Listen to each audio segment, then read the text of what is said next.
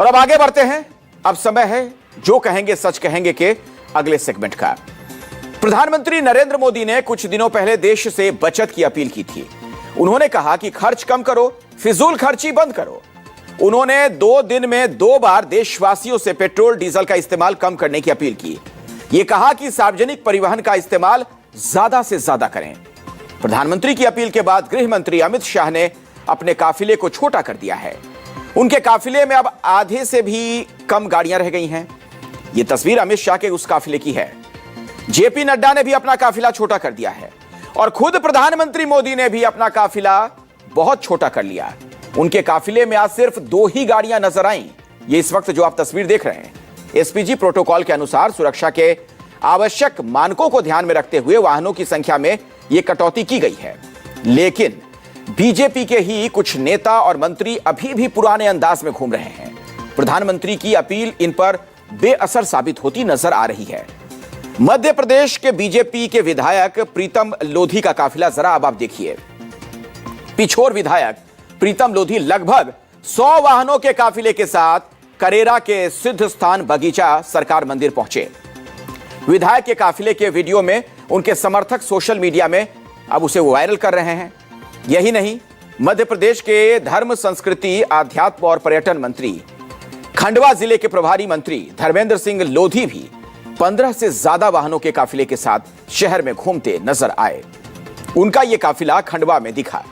पूछने पर मोहन यादव सरकार के मंत्री धर्मेंद्र सिंह लोधी ने कहा, मैंने काफिले के वाहनों की संख्या अधिक देकर कलेक्टर से इसे कम करने के लिए कहा है। मंत्री जी के काफिले को देखकर कांग्रेस के नेता दीपक मुल्लू राठौड़ अपने समर्थकों के साथ विरोध करने पहुंच गए। लेकिन सूचना मिलते ही 3 थानों के टीआई सहित भारी पुलिस बल मौके पर वहां पर पहुंच गया। इस दौरान पुलिस और कांग्रेस नेताओं के बीच जमकर बहस हुई और बहस के बाद दीपक मुल्लू राठौड़ को हिरासत में भी ले लिया गया। प्रधानमंत्री जी ने जो अपील की है वो निश्चित रूप से प्रधानमंत्री की जो अपील है उसका पालन होना चाहिए। अभी मैंने कलेक्टर महोदय को भी निर्देशित किया है। सुबह मेरे अमले में बहुत सारी गाड़ियां थी तो मैंने कलेक्टर को कहा कि भाई इतनी गाड़ियां साथ में चलाने का कोई मतलब नहीं है। बहुत सारी गाड़ियां वापस कर दी गई। अब देखिए, लग तो यही रहा है कि पीएम की अपील बीजेपी के इन नेताओं के कान तक पहुंच ही नहीं रही।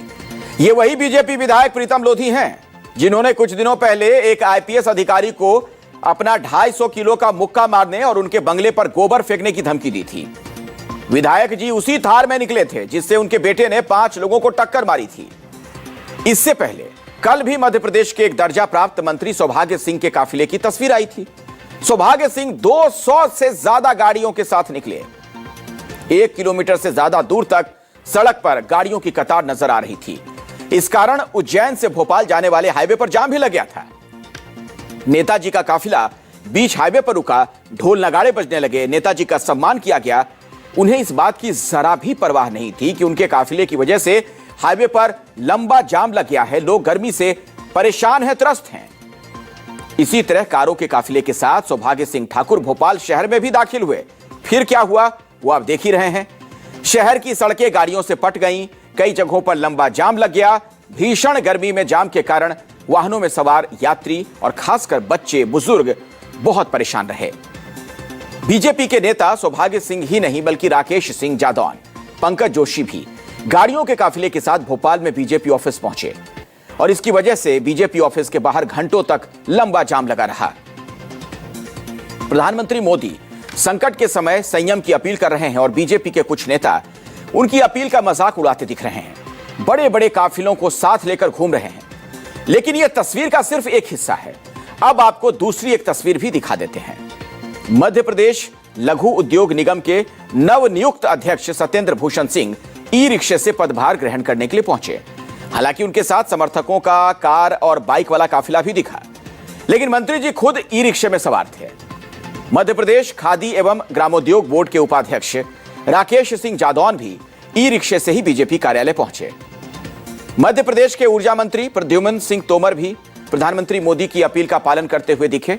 वो अपने सरकारी आवास से ई स्कूटी के जरिए पंचानन भवन पहुंचे।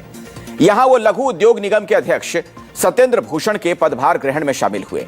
इसके बाद ई स्कूटी से ही वो मंत्रालय भी पहुंचे। वहीं मध्य प्रदेश हाईकोर्ट के जस्टिस डीडी बंसल साइकिल चलाकर हाईकोर्ट पहुंचे। Justice DD Bansal Madhya Pradesh high court की जबलपुर बेंच में जज हैं। इस दौरान उन्होंने करीब 3 किलोमीटर तक यह साइकिल चलाई है। देखिए किस तरह की नजीर पेश की गई। इसके अलावा प्रधानमंत्री मोदी की अपील का असर अब उत्तराखंड सरकार पर भी दिखाई देने लगा है। उत्तराखंड के कृषि एवं सैनिक कल्याण मंत्री गणेश जोशी आज कैबिनेट बैठक में हिस्सा लेने इलेक्ट्रिक स्कूटी से पहुंचे। जहां तमाम मंत्री अपनी अपनी गाड़ियों से आए, वहीं मंत्री गणेश जोशी अपने 2 पहिया वाहन से सचिवालय पहुंचे। मंत्री जी ने 2 दिन पहले ही नई इलेक्ट्रिक स्कूटी खरीदी है। उन्होंने संकल्प लिया है कि देहरादून जिले में होने वाले तमाम सरकारी और सामाजिक कार्यक्रमों में वो अधिकतम इलेक्ट्रिक वाहन का ही उपयोग करेंगे। अब आपको दिल्ली सरकार के मंत्रियों पर प्रधानमंत्री की अपील का क्या असर हुआ, यह भी दिखा देते हैं। दिल्ली सरकार के मंत्री आशीष सूद कार्यालय में जाने के लिए पहले मेट्रो और फिर ई रिक्शे में बैठे हुए नजर आए। दिल्ली के शिक्षा मंत्री आशीष सूद ने दिल्ली मेट्रो में INSA कड़कड़डूमा कोर्ट तक सफर किया, फिर मेट्रो स्टेशन से सूरजमल विहार में स्थित CM श्री स्कूल तक जाने के लिए ई रिक्शा लिया। दिल्ली सरकार में ही मंत्री कपिल मिश्रा भी मेट्रो का सफर करते दिखे। उन्होंने लोगों से भी सार्वजनिक परिवहन का इस्तेमाल करने की अपील की है। जब बाहर जाना है तो संभव नहीं है, वहाँ तो गाड़ी की आवश्यकता होगी, लेकिन उसमें भी हमने कहा कि लोगों में भी अगर दूर जाएंगे तो हम फ्लीट का इस्तेमाल नहीं करेंगे, और बाहर जाएंगे उसमें भी जैसे वाहन में 3 गाड़ियाँ हैं तो उसको 2 करेंगे, अगर 2 होंगी तो 1 करेंगे। प्रधानमंत्री जी का जो आह्वान है उस आह्वान का पालन करते हुए ईंधन बचाना, ऊर्जा का संरक्षण करना, राष्ट्रीय जो हमारा कर्तव्य है उसका पालन करना, उसका आज मुख्यमंत्री जी ने भी संकल्प लिया है और सभी मंत्रियों को, अधिकारी गणों को निर्देश भी दिया है कि हम लोग ज़्यादा से ज़्यादा सार्वजनिक परिवहन का इस्तेमाल करेंगे, सार्वजनिक यातायात का इस्तेमाल करेंगे और बहुत आवश्यकता पड़ने पर ही सरकारी गाड़ी का इस्तेमाल करेंगे और सरकारी गाड़ी का भी न्यूनतम इस्तेमाल किया जाए, ऐसा दिल्ली सरकार का निर्णय है। तो आपने देखा कि बीजेपी के कुछ नेता तो संकल्प ले रहे हैं कि वो प्रधानमंत्री मोदी की अपील पर अमल करेंगे, लेकिन कुछ नेता अभी भी अपील को नजरअंदाज करते हुए नजर आए। तो सवाल यह है कि यह सब हो क्यों रहा है। दरअसल प्रधानमंत्री मोदी ने एक बार नहीं बल्कि 2 दिन में 2 बार देश से यह अपील की कि पेट्रोल डीजल का इस्तेमाल कम करें।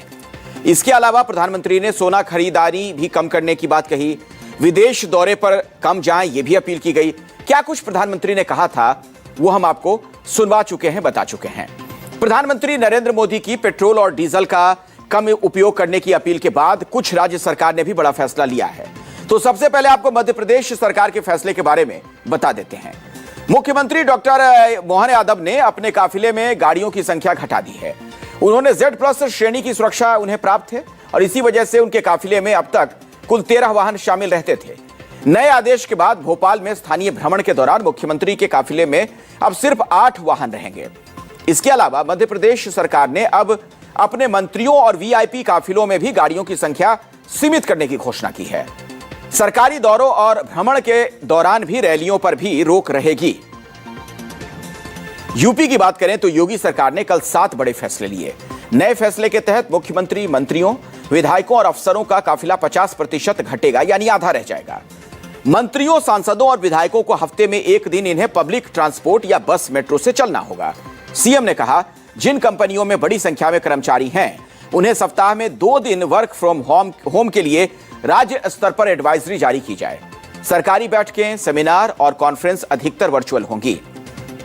सचिवालय की 50% बैठकें ऑनलाइन होंगी। रात 10 बजे के बाद सजावटी लाइटें कम इस्तेमाल होंगी। PM सूर्य घर योजना को भी बढ़ावा दिया जाएगा। और इन सब के अलावा सीएम योगी ने लोगों से 10 अपील भी की। उन्होंने कहा कि हफ्ते में 1 दिन नो व्हीकल डे मनाया जाए, पेट्रोल, डीजल और बिजली बचाएं, सजावटी लाइटें कम जलाई जाएं और बेवजह सोना न खरीदें। देखिए, प्रधानमंत्री का संदेश बिल्कुल साफ है। पेट्रोल डीजल बचाना मतलब देश को आर्थिक तौर पर मजबूती देना। बढ़ती वैश्विक ऊर्जा कीमतों और तेल संकट के बीच सरकार चाहती है कि देश में ईंधन की खपत कम हो ताकि विदेशी मुद्रा पर दबाव कम किया जा सके। लेकिन इसका एक साइड इफेक्ट भी हो रहा है। प्रधानमंत्री मोदी की अपील के कारण लोगों को यह लग रहा है कि क्या देश में भयंकर तेल और गैस का संकट आने वाला है। लोगों में बने इस संशय पर सरकार ने जवाब दिया। केंद्रीय पेट्रोलियम मंत्री हरदीप पुरी ने एक्स पर पोस्ट करके बताया कि भारत के पास पर्याप्त मात्रा में तेल और गैस का भंडार है। सरकार के मुताबिक देश के पास कच्चे तेल का 60 दिनों का पर्याप्त स्टॉक है, जबकि LNG यानी लिक्विफाइड नेचुरल गैस का 60 दिनों का बैकअप है। इसके अलावा देश में LPG यानी रसोई गैस का 45 दिनों का स्टॉक है। सरकार का यह कहना है कि तेल कंपनियां हर दिन 1000 करोड़ रुपए का नुकसान उठा रही हैं, लेकिन दुनिया के अन्य देशों की तरह इसका बोझ जनता पर नहीं डाला गया है। लेकिन सवाल है कि अगर ईरान संकट के कारण स्ट्रेट ऑफ हॉर्मुज की नाकेबंदी जारी रही तो फिर 60 दिनों के बाद क्या होगा।